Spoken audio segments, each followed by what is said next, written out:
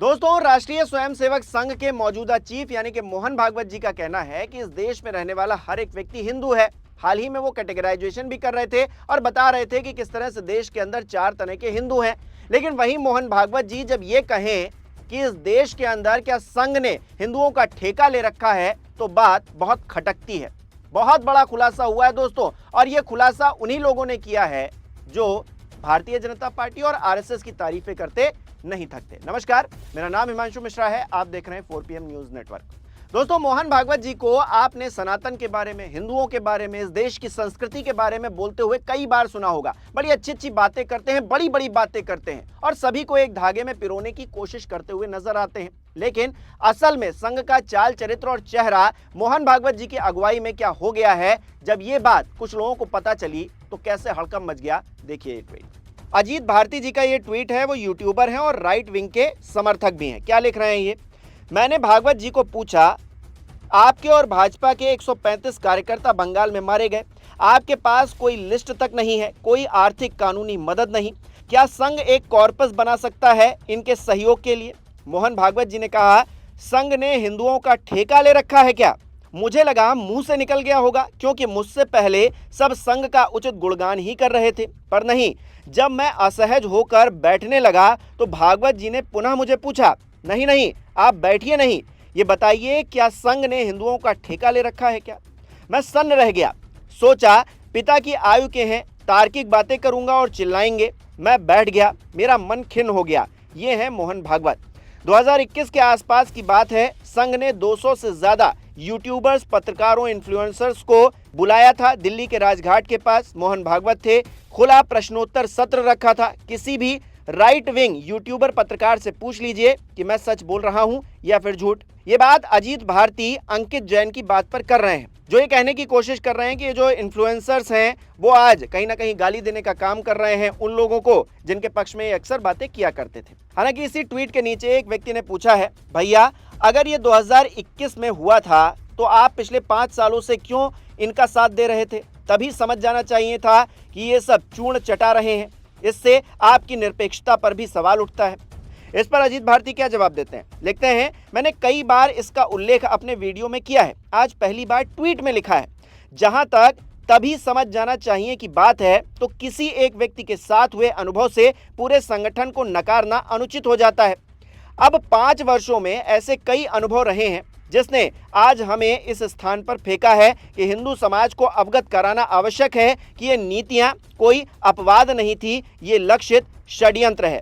जब तक पूरे आंकड़े ना हो, बेनिफिट ऑफ डाउट देते हैं। तो आप देख रहे हैं, ये कोई राजनीतिक दल का व्यक्ति नहीं कह रहा है विपक्ष का, ये कह रहे हैं अजीत भारती, जो कि राइट विंग के यूट्यूबर हैं, खुद को पत्रकार बताते हैं, किताबें भी कई लिख चुके हैं। इनके बारे में आपको ज्यादा जानना हो तो आप जाकर एआई से पूछ लीजिए, गूगल कर लीजिए।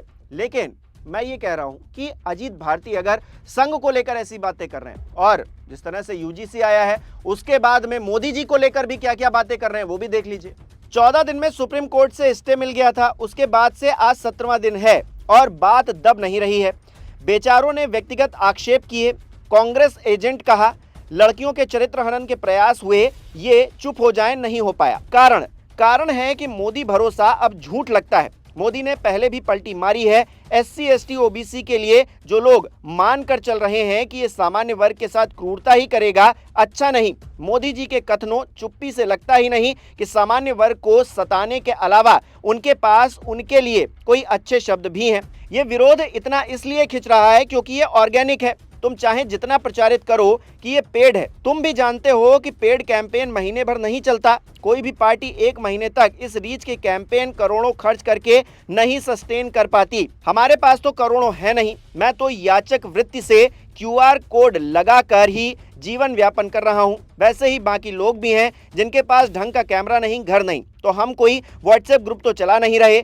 चलाते होते तो हम जानते कि कोई ना कोई घुसपैठ करता और योजना के स्क्रीनशॉट बाहर आते। तो गेंद तुम्हारे पाले में है, पर तुम उठा नहीं रहे। तुम्हारे नेता अभी भी उछल हैं। तुम्हारा IT सेल अभी भी मक्कारी, चाटुकारिता और वैयक्तिक आक्षेपों में व्यस्त है। देख लो, समय है, जितना समेट सकते हो समेट लो। बालू सरसरा कर गिरता जा रहा है। दोस्तों, आज सत्ता की आंखों में आंखें डालकर पत्रकारिता करना मुश्किल हो गया है। हम पर मुकदमों से लेकर चैनल को बंद कराने तक का दबाव बनाया जा रहा है। मुश्किल दौर है, लेकिन हम हार नहीं मानेंगे। इसीलिए 4 PM को ज्यादा से ज्यादा ज्वाइन करें और स्वतंत्र पत्रकारिता को जिंदा रखने के लिए जितना हो सके हमारा आर्थिक सहयोग करें। उम्मीद है कि आपके सपोर्ट से ये जंग हम जीत कर रहेंगे। तो दोस्तों, देख रहे हैं किस तरह से मोदी जी को, उनकी नीतियों को, उनकी सरकार को कटघरे में खड़ा किया जा रहा है और एक तरफ के लोग ऐसा कह रहे हैं। और ना सिर्फ मोदी जी को बल्कि भागवत जी को भी घेरा जा रहा है। हालांकि मोदी जी तो सवालों से ऊपर हैं, ये बात निशिकांत दुबे कह रहे हैं, लेकिन ये जो सवाल उठाए जा रहे हैं, ये जो बातें खुलकर निकलकर सामने आ रही हैं, जो कही बहुत पहले गई थी, 5 साल पहले कही गई थी, लेकिन बताई अब जा रही हैं, क्योंकि कहीं ना कहीं दर्द हो रहा है। उस वर्ग को दर्द हो रहा है जिसका वोट भारतीय जनता पार्टी ने लिया और उन्हीं की खिलाफत करते हुए अब नजर आ रहे हैं, उन्हीं के खिलाफ नियम कायदे कानून बनाते हुए नजर आ रहे हैं। हालांकि दूसरा वर्ग भी परेशान है, क्योंकि जब से स्टे लगा है वो भी सड़क पर उतर आया है। तो जिस तरह की गोलबंदी हो रही है उसमें मोदी जी इधर से भी फंस रहे हैं, उधर से भी फंसते हुए नजर आ रहे हैं। और जब बात हिंदुओं की हो रही हो तो योगी आदित्यनाथ की बात ना हो तो फिर कैसे बात चलेगी। गोरखपुर में खड़े होकर वो कह देते हैं गोरखपुर की आबो हवा देखिए कितनी अच्छी है, और दिल्ली की दम घोटू, वहां पर लोग बीमार हो रहे हैं, आंखों में जलन हो रही है, स्कूल बंद करने पड़ रहे हैं। देख रहे हो ना क्या दिल्ली में घुटन भरी जिंदगी हो गई है। ऐसे लगता है जैसे गैस चैम्बर में हो। एयर क्वालिटी इंडेक्स में 400 से ऊपर, दम घुटता है, आंखों में जलन होती है, सांस लेने में दिक्कत होती है। डॉक्टर को बुजुर्गों के लिए, बीमारों के लिए, बच्चों के लिए कहना पड़ता है कि आप घर से बाहर मत निकलिए। इतनी खराब स्थिति होती है। आप गोरखपुर में कितना शानदार माहौल है, कहीं कोई दिक्कत नहीं, कहीं कोई एकदम घोटो माहौल नहीं, जहां मर्जी घूमते रहिए।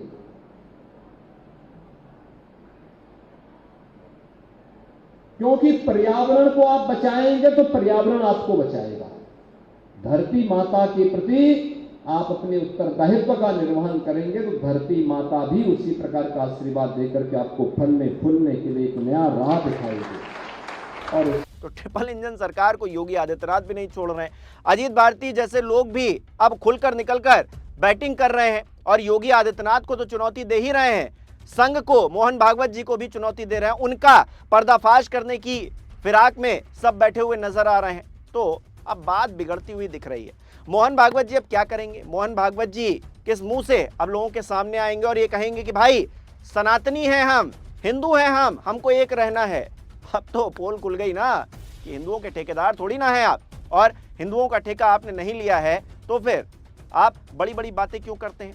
क्यों भारतीय जनता पार्टी बड़ी बड़ी बातें करती है? योगी आदित्यनाथ क्यों बांग्लादेश में हिंदुओं की बचाने का जिक्र कर देते हैं और उत्तर प्रदेश के हालातों पर गौर नहीं करते? क्यों यूजीसी जैसा कानून केंद्रीय स्तर पर आता है और उसके बाद में खलबली मच जाती है एक वर्ग के अंदर, और अब दूसरा वर्ग भी जिस तरह से सड़क पर उतरा है, आपस में जो टकराव हो रहा है समाज के भीतर, उसकी जिम्मेदारी कौन लेगा?